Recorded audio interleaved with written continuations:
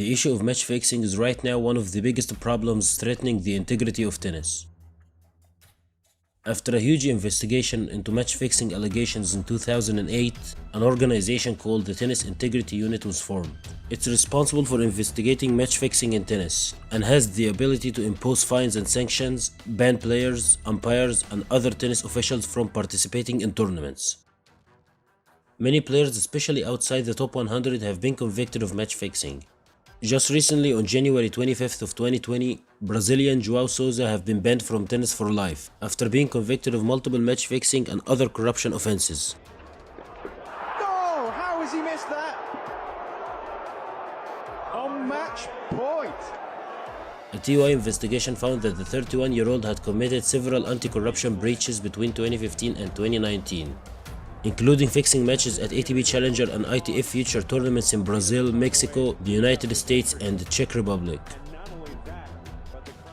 Surprisingly, many big names were also mentioned in match-fixing allegations, as in 2008, the Association of Tennis Professionals cleared Russian tennis player Nikolai Davydenko from allegations that he fixed a match against Martin Vasallo Arguello in Poland in 2007.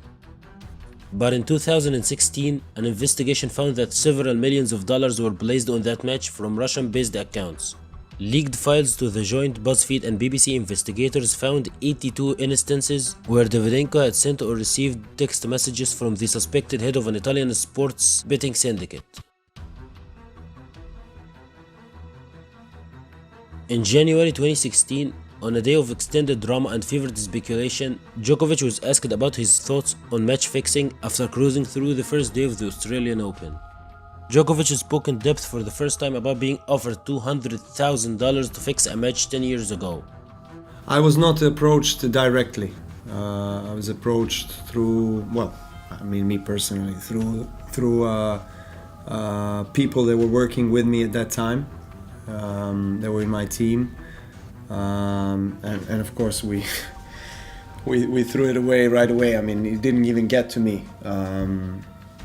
The guy that was trying to talk to me, he didn't even get to me directly. So there was nothing out of it, you know. And unfortunately, there were some those days, some rumors, some talk, some people that were going around, but they were dealt with and. In the last 6-7 years, I haven't heard anything similar. So I personally was never approached directly. So it made me feel terrible because I don't want to be anyhow linked to this kind of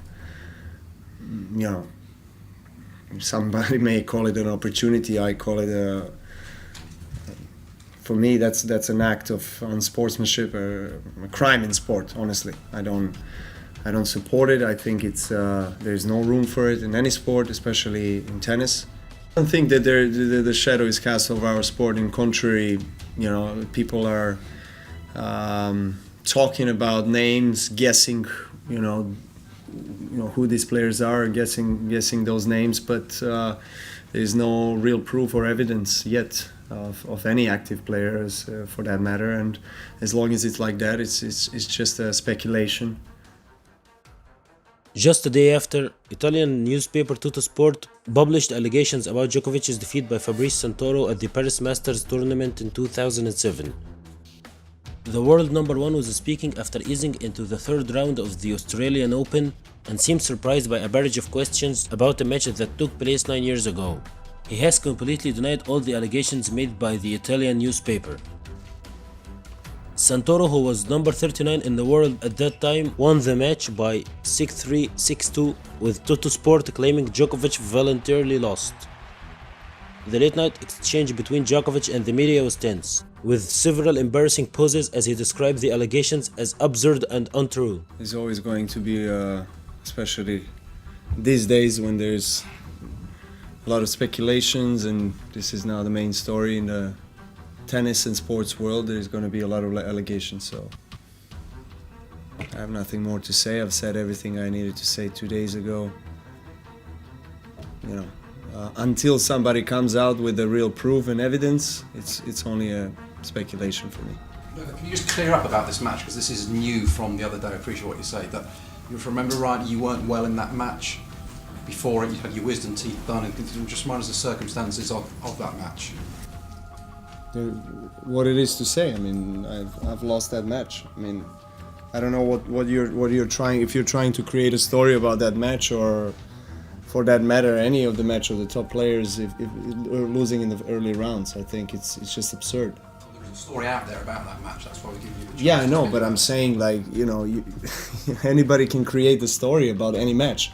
That's my point. I mean, there hasn't been too many matches where top players lost in last, decade or so in the early rounds, and you can pick any match that you like that the top player lost and just create a story out of it. I think it's not supported by any kind of proofs, any evidence, any facts, and it's just a speculation. So I don't think there is a story about it. Novak was aged 20 and world number 3 at that time of the Paris match. He had said afterwards that he was struggling after dental surgery to remove 2 wisdom teeth. He also said that he couldn't give his 100%, not even 30% of what he's capable of, because he was still on medication and didn't practice for a whole week. It was also believed that Djokovic might not have played in the Paris tournament, but for the fact that he was in line to collect a bonus for appearing in all 9 Masters Series tournaments that year. Personally, I have to agree with Djokovic here. At the end of the season, it's just a normal upset that could happen to any player, especially Novak, because earlier in his career, he had a history of physical issues and was suffering regular mid-match collapses, which back then aroused a lot of suspicions around him in the media. Surrendering his serve.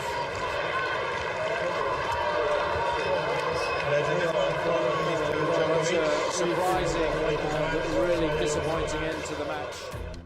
Probably the most famous one came in the Australian Open of 2009 against Andy Roddick in the quarterfinals, where Novak quit the match trailing 2-1. That's when Roger had something very interesting to say about Novak in his post-match interview. Djokovic, a defending champion, go out? Yeah, I'm sure you'll be diplomatic, but we're kind of surprised also with the heat getting to him like that and seeing him stop. Well, I mean, it's happened before, so I mean, it's not the guy who's never given up in his career, so that's kind of disappointing to see, when you got 2 top guys playing each other and you give up. I mean, he gave up against me in Monaco this year because of last year because of sore throat. Yeah, so I mean, those are kind of things you wonder about. I've only given up basically once in my career. That came just now in Paris against Blake when I couldn't move because of my back, But I think Andy pushed him there, and Andy probably would have run away anyway with the match. So I think Andy completely deserved the match. Yeah, well, you're playing great tennis. It's going to be a great semi-final between you and Andy. All the best. Hope so. Thanks a lot. Before we get into the highlights, please hit the like button and subscribe to my channel for more original tennis content. Let me hear your opinions on these match-fixing allegations in the comments section down below. Thank you so much for watching, and without further ado, enjoy the highlights.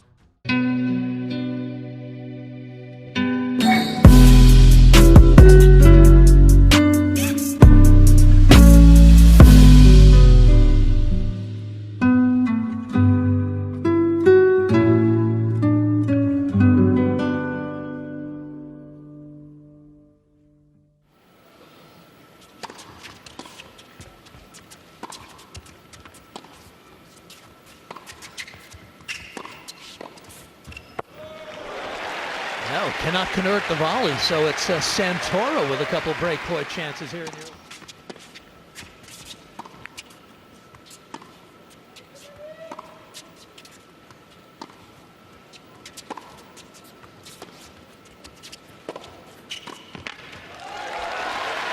Did it catch the line? Yes, it did. So Santoro again today against Jarkko Nieminen.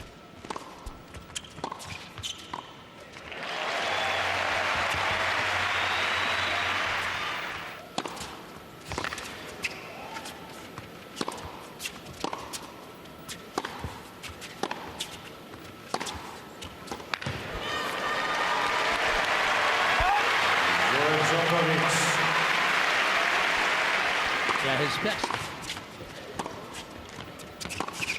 Oh, that wasn't too bad either.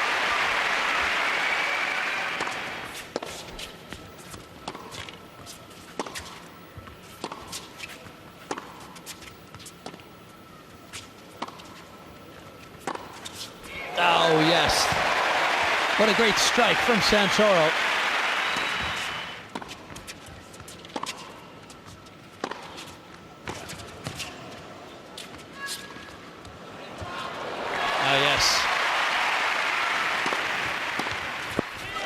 Well, Fabrice Santoro has taken the opening set. I don't think anyone in this building expected that. Djokovic has plenty of work ahead of him here in this second round match.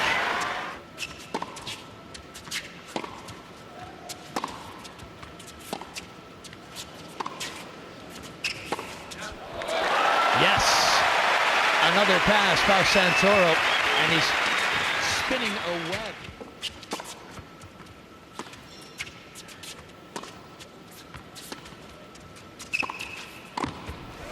Yes. Well, Santoro applied the pressure. Djokovic.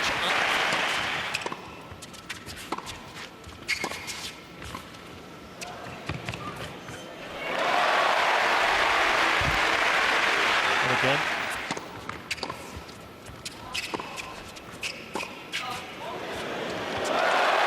Oh, yes.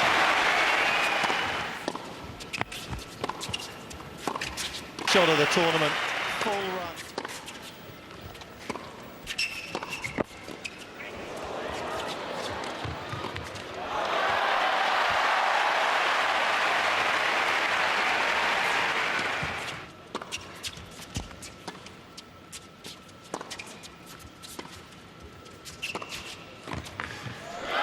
Yes, Santoro able to close out Djokovic.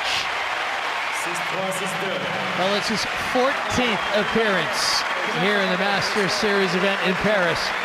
And in some ways, it might be his most memorable. Santoro taking out the world number 3. Ça devient tout simplement risible au niveau de jeu de Novak Djokovic.